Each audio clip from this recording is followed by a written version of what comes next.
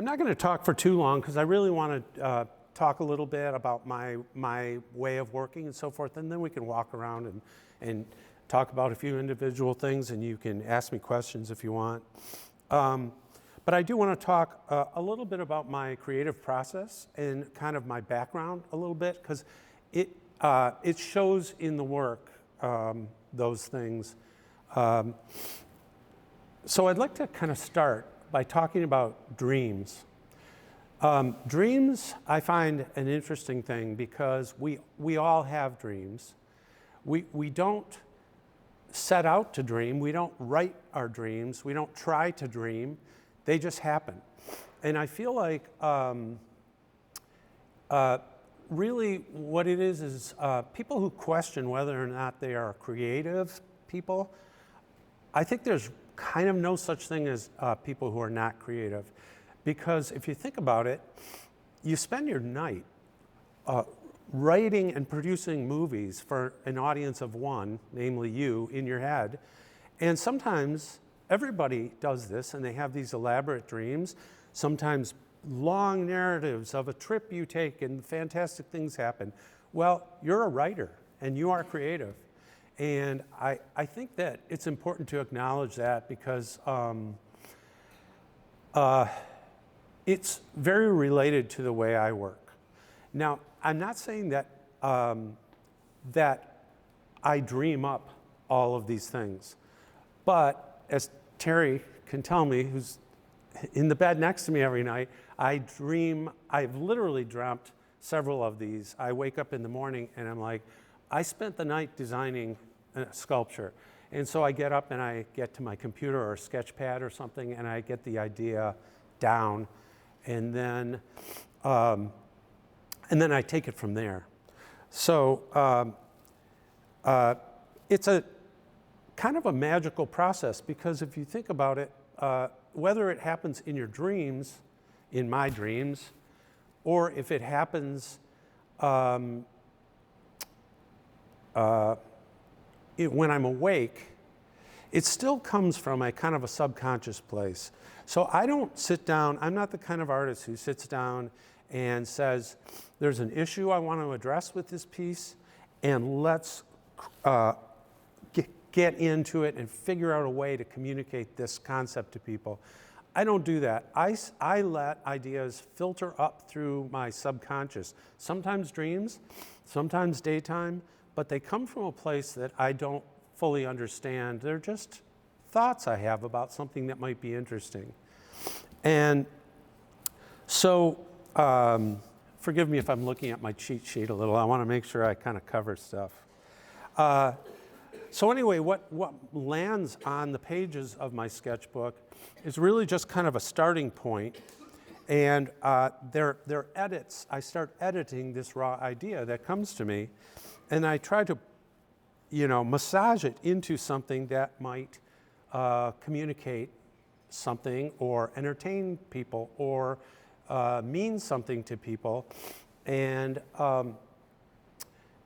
so that process of coming up with these ideas, I've tried to analyze it, and I don't think I'll ever figure it out. In fact, I've come to the realization that I don't want to know how that works. I don't want to pursue knowing how that works, because it's just cool letting it happen. And I'm not going to try to analyze it. And it's worked for me hundreds of times. I mean, I made a lot of sculpture, and it works for me. Might not work for other artists, but it works for me. And so that process, I think for me, I've proven to myself that process of kind of taking raw ideas that seem like daydreams and running with them and nurturing them and having those ideas welcomed and developed is a process that I think people can do. And I'm not talking about just art. I'm talking about in business or in relationships or things like that. I really feel like there's, I guess the bottom line is, there is wisdom in our intuition that I think there's value to us following sometimes. Not all the time. I mean, sometimes intuition is wrong, but I really think that that a lot of people undervalue it. And in my case, I'm not using intuition to do something that could have fatal, results, like designing a car poorly or something. I'm making sculpture. If it doesn't work well, I just don't show it, or I don't finish the piece or something. So it's pretty low risk for me in my business to do this.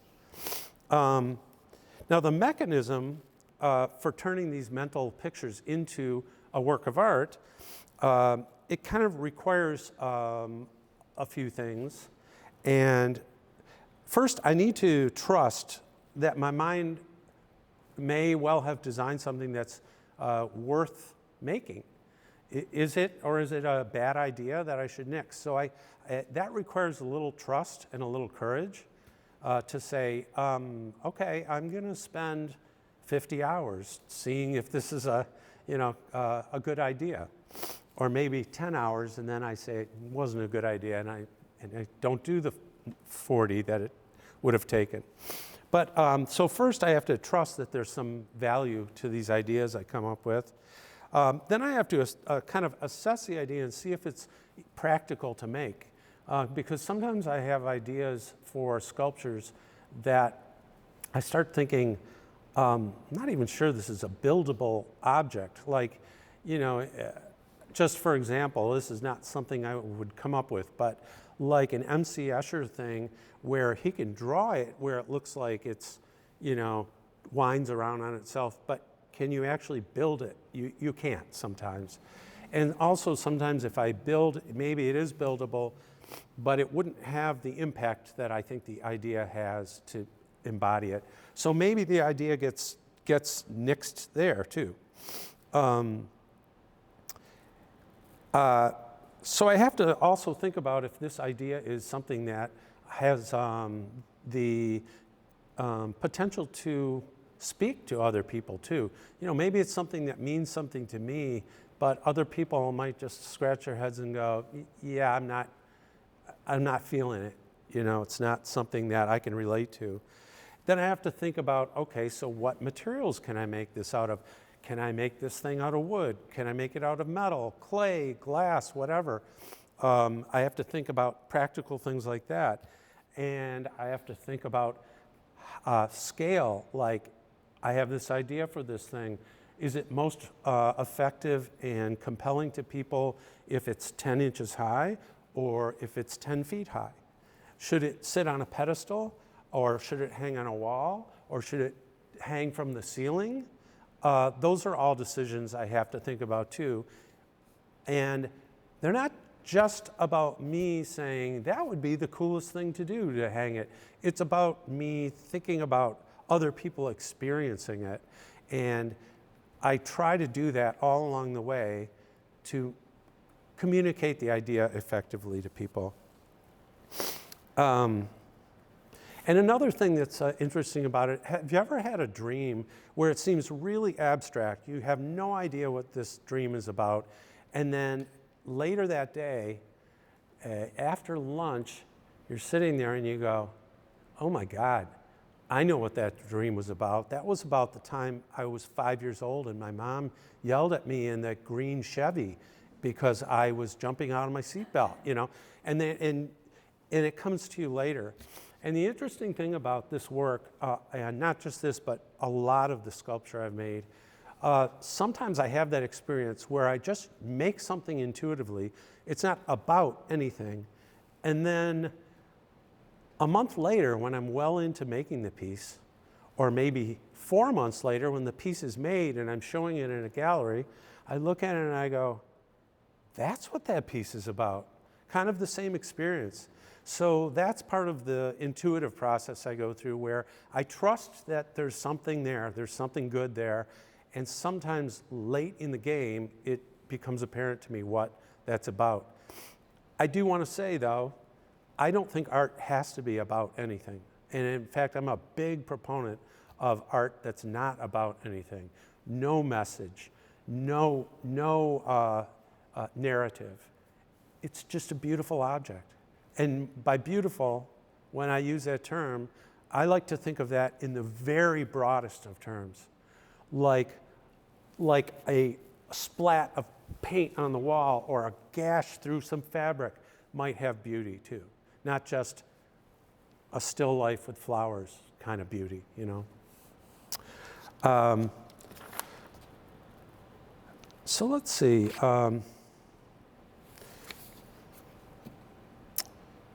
Anyway, what makes this whole process really interesting and joyful to me is this. When a person sets out to make a piece of furniture or a machine part or a teapot or some functional object, they have a goal in mind.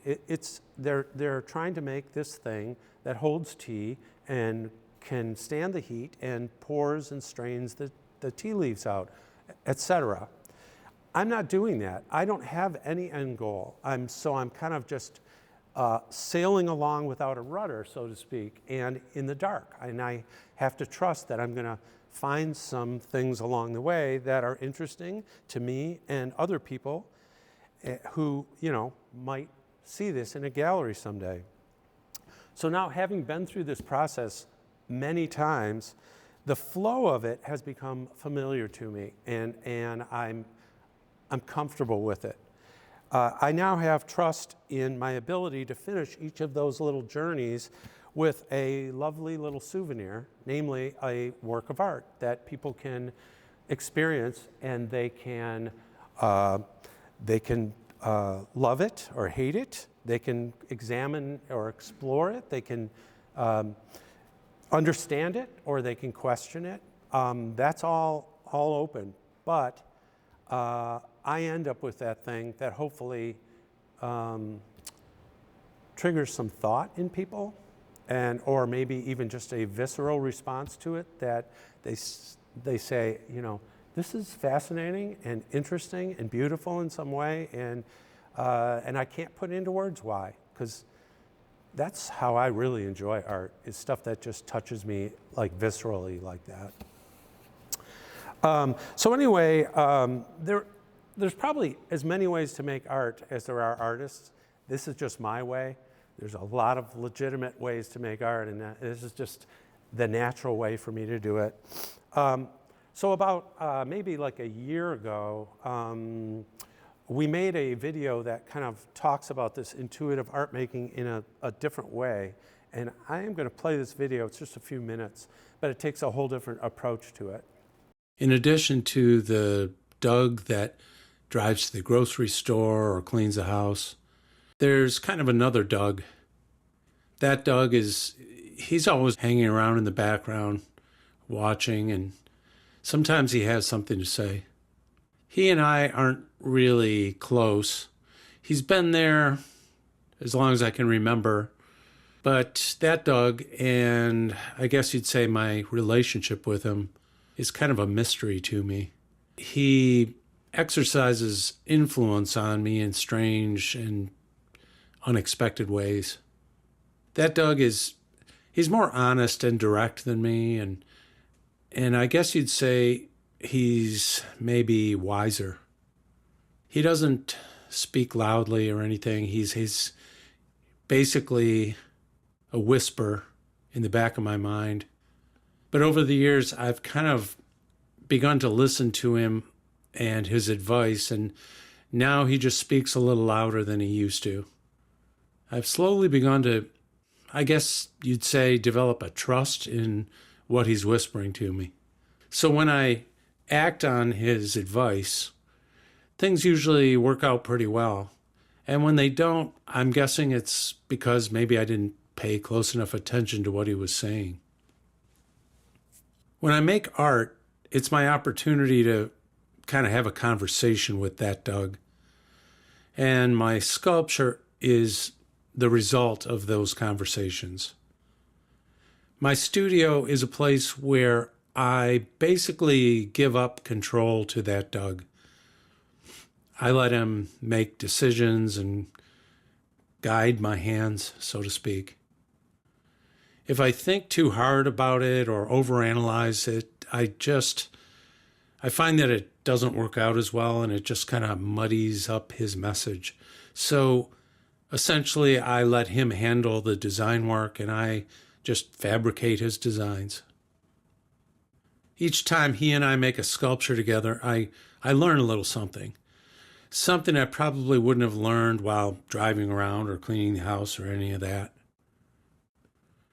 And maybe those little bits of things I learn will add up to something someday, but that's not really the point.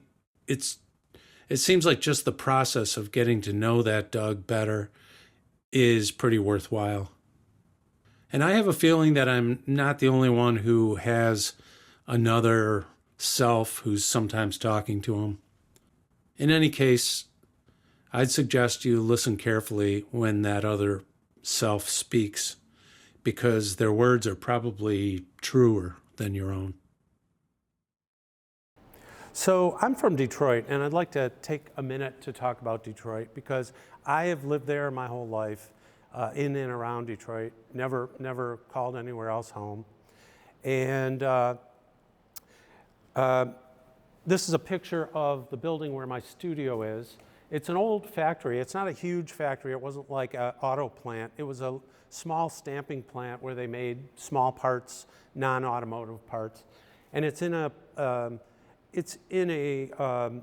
area, a little city called Highland Park that is an enclave of Detroit. And Highland Park's a really, you hear about cities Renaissance and you hear about cities having gentrification. Highland Park has not gentrified and it hasn't had a renaissance. It's a really rough place, but that is what allowed the guy who bought this factory for $15,000 and then sunk a couple $100,000 into fixing it. But it's what allowed him to do this. And this is one of his pieces, that's not mine. His name's Robert Honest, and he's an awesome guy that's actually helped me with a lot of the work you see in this room in terms of figuring out how to fabricate and so forth. Anyway, he bought this factory for him to do his own work because he does large outdoor steel sculptures. And he had a lot of extra room, so he started renting out space to other artists. And he also had a building that he's turned into a gallery. And there are 23 or 24 artists now that have studios there. And we have shows in the gallery regularly. And if you get to Detroit, I highly recommend it. It's a really fun and interesting place.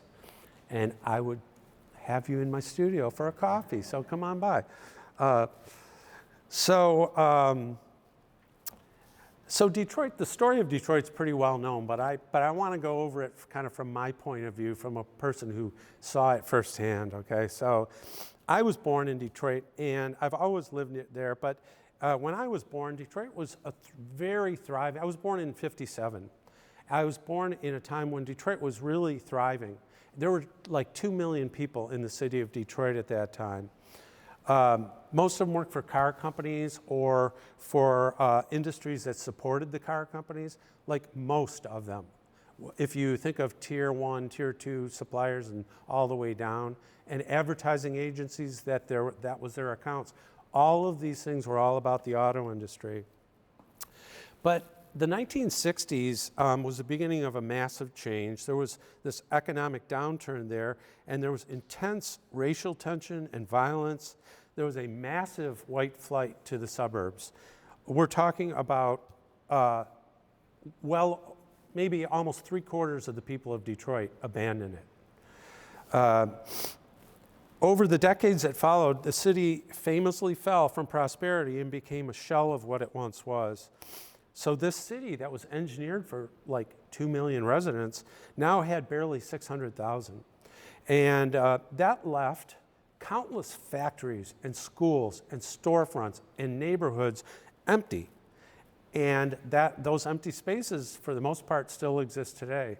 So like if you come to Detroit, don't plan on walking from neighborhood to neighborhood, because there are these beautiful and awesome things that are happening in Detroit.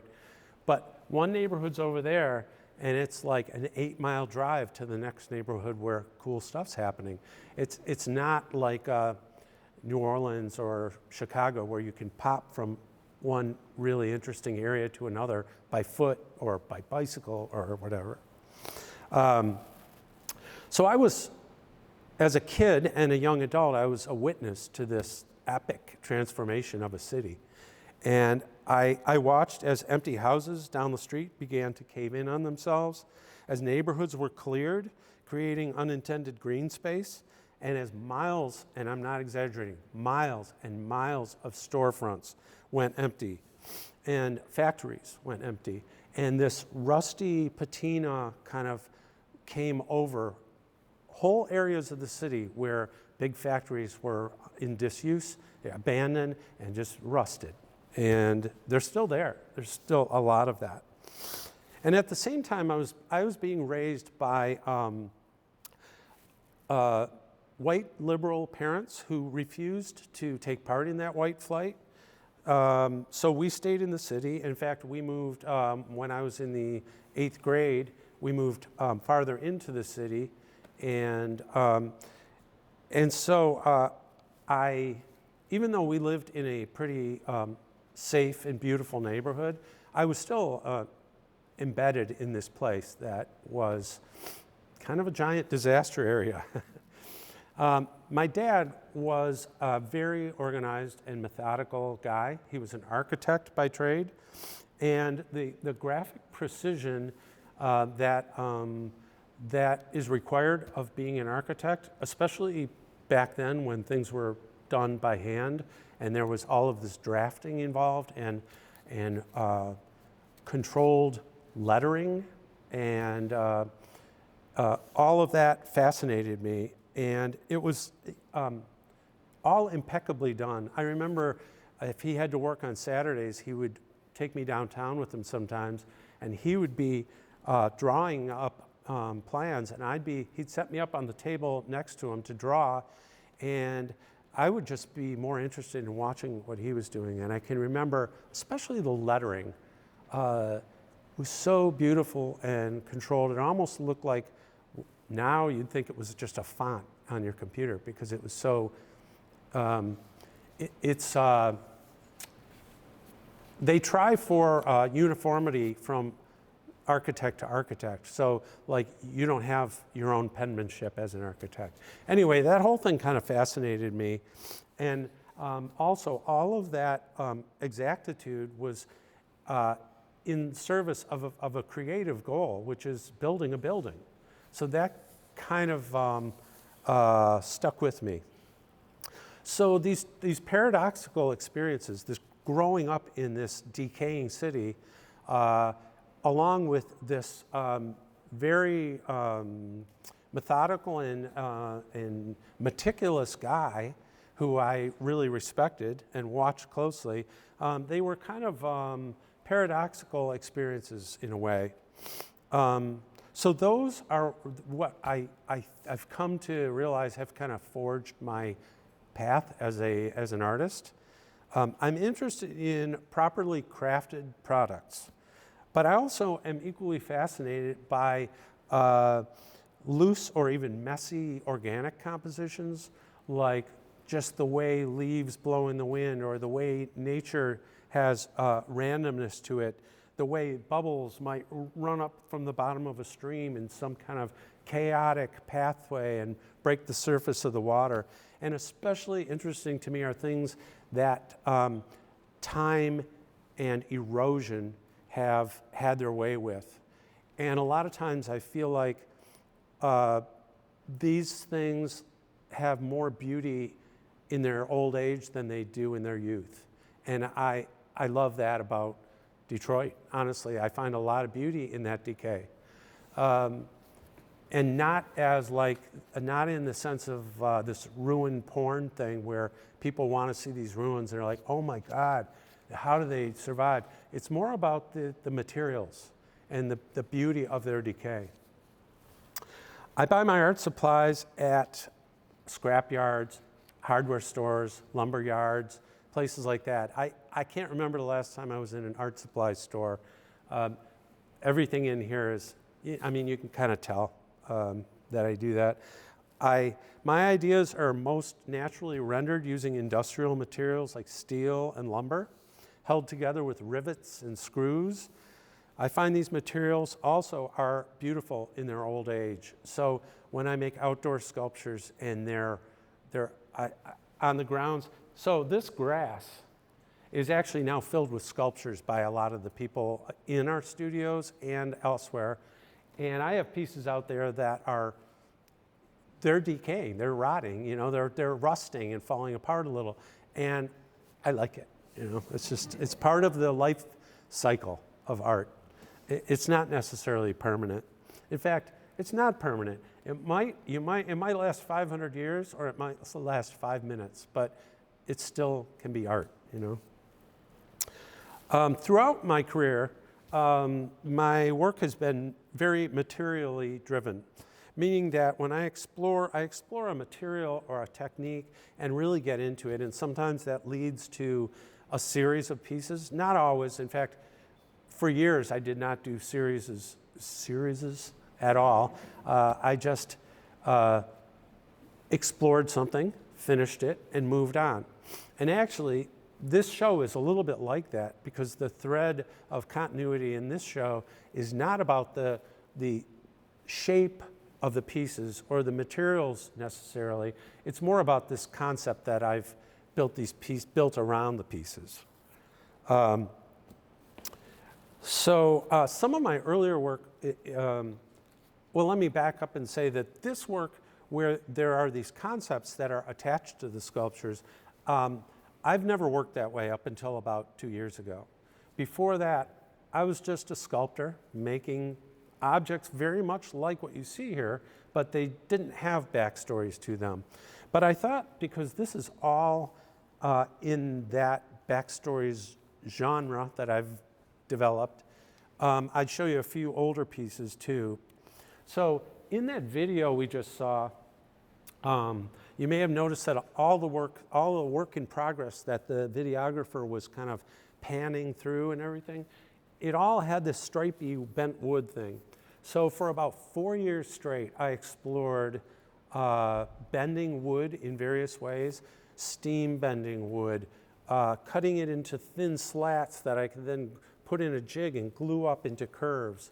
And some of the pieces in here, like this one behind you, this yellow piece, is made of wood that has been bent. But this whole series is made of bent wood that I've glued into shapes. And I don't know if any of you know what an enso is, but it's this circle that is drawn as like a meditative Zen practice. It's in the tradition of Japanese calligraphy. And what they do is they take usually a pretty big fat brush and they dip it in ink and then they splat it down on a piece of rice paper and they just draw a circle in one motion. And it starts running out of ink by the end. The line gets thinner and rougher, and it's now become a pretty commonly known symbol. Well, I kind of wanted to make a sculpture of one, and so I did, and this is called enso. And the process and materials that I explored to make that piece spawned a whole series that have less to do with enso, but they have a lot to do with the technique that I developed to make enso. And I also incorporated steel and aluminum and paint into a lot of the pieces. This is a piece called Breach. It's about 6 feet wide, and it's actually being shown in Detroit right now, and there was an opening last night at that show that I couldn't be at because I was here. But so here are a few more from that series. And this is the stuff that I showed Jen when we were originally talking about me doing a show here. So it's kind of different, and that's why I'm really grateful for her to, take a chance on the new stuff. That's a fairly big piece too. It's about 5 feet tall, and that's kind of the culmination of the series. That one's called Gravity, and it's like an 8-foot diameter circle made in 3 modules, and the strips of wood, they're about 7 inches deep off the wall, and I engineered it in such a way that it looks like it's kind of coming apart in a way, and that one's called Gravity. And then I'm also really fascinated with typography, and not just fonts that we use in the English language, but also alphabets of languages that I don't even speak. Because I know a lot of you have probably had this experience where you see like Thai writing or Korean writing or Hebrew writing or Arabic writing, and you don't read it, but it's kind of like those are beautiful letter forms. So I explored that with this bent wood technique. That one is based on Korean lettering. And what I do is, if someone who reads Korean sees this, they don't read anything. These are deconstructed letters that I put together in my own way that just kind of celebrate and encapsulate the beauty that I see in their letter forms. And the way I do it is I glue these pieces up. Usually on these things, I would print out a big sheet and glue these pieces up and then start cutting the segments into pieces that I can assemble into a finished piece. And this piece you see here in process, this is it. And this one's based on Thai lettering. It's about 3 feet wide or so. So that's just the series before this series. And I have a lot of other work of a lot of other styles and materials and so forth. And that's on my website if you're interested in looking back at other stuff I do. So that is dougcannell.com. Let's see. Oh, so the work in the gallery today, obviously it's pretty different from what I just showed you because it's got this I guess, conceptual aspect to it. I use that word hesitatingly because I'm a little bit allergic to conceptual art. Personally, I feel there's been like a lot of really shitty conceptual art over the years, like where you just go, I just spent 25 minutes watching this thing and I have no idea what I just saw. I don't know if you've had that experience, and some of it, I'm okay with abstract things like that, but sometimes I'm not sure they even had a concept, they go for it. So it left a bad taste in my mouth, but I do think there's a conceptual aspect to this work in the way that these backstories play with the object.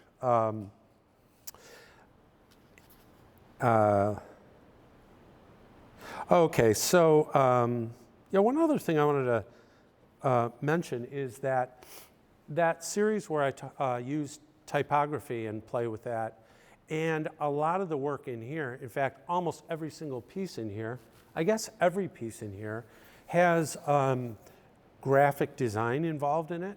And I have had a parallel career as a graphic designer also. Actually, my entire adult life, I've been a graphic designer, sometimes full-time, sometimes part-time. Like right now, I don't do that as much as I used to at all because I'm mostly a sculptor.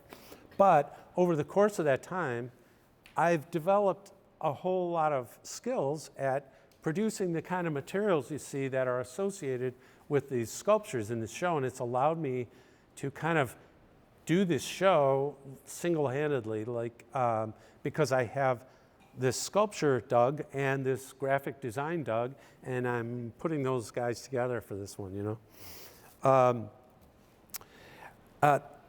There's also, this show is also a little bit, there's a little cynical aspect or satirical aspect to it, and that is a lot of the pieces I'm kind of poking fun at advertising speak and the cliches and tropes that are used to try to convince us of things. what products to buy, who to vote for, and nowadays, what is even real, right? And that is another kind of bonus thing of this show that I wasn't planning at the beginning, but it does kind of, a lot of people have pointed out to me that, we're living in kind of what arguably could be called a post-truth era, where you don't know what's true anymore, So I think that I've used this idea in this show of creating ephemera and materials that are so convincing that that you want to believe them. And I've had the experience showing some of this work where I haven't had this is the first opportunity I've had to show it all as a big whole. But when I show one or two or three of them in a group show, people kind of don't see enough of it to get what I'm doing. And they're like, so where did you get that thing? Is that the real one, or did you make a, and it's funny because I like to not tell them, I like to just let them go, what? I don't even, it's fun. And fun is a key thing. There's a lot of art that is about really heavy issues. Like, I go to a lot of shows at museums and galleries, and they're about climate change. They're about social injustice. They are about people's personal struggles with their past. They were abused. They have mental health things they're working out. There's a lot of art about that. And I love that art, don't get me wrong. But I think that all art doesn't need to be about that. So I wanted to make some art that I thought would be kind of a counterbalance to that, that's fun, that you can explore. And last night at this opening of this show, I was just kind of watching people, and it was so satisfying to me because, like I say, I hadn't shown that much of this work. But I would see people reading this material, and then this smile would come up over their face, and I'm like, they get it, yay, And also, I'm making them happy with a work of art, And another goal that I had for this was to give, how when you go to a museum, sometimes you're walking through, there are 300 works of art. You spend about 15 seconds on each one, except a few catch your eye and you get attached to, and you spend 5 or 10 minutes with those. I wanted to make a show where if someone wanted to spend some time, they can dig into it. Like this piece, I think you get it if you read 2 or 3 letters. But if you want to spend 20 minutes reading the letters, it's like a character study of, it's like a little short story comes to life, and it's about Edward Kavanaugh, and it doesn't answer all the questions, because some of the questions are like, why did he leave this thing in hotel rooms? And how could they ship these things back to him without ever, there's a lot of questions unanswered, and I'm cool with that. Like, I want the viewer to have fun and try to answer those questions.